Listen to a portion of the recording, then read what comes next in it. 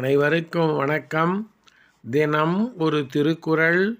பொருட்பால் நட்பியல். அதிகாரம் 92. வரைவின் மகளிர். குறள் எண் 917. நிறை நெஞ்சம் இல்லவர் தோய்வர் பிற நெஞ்சின் பேணிப் புணர்பவர் தோள். நிறை நெஞ்சம் இல்லவர் தோய்வர் பிற நெஞ்சின் பேணிப் புணர்பவர் தோள்.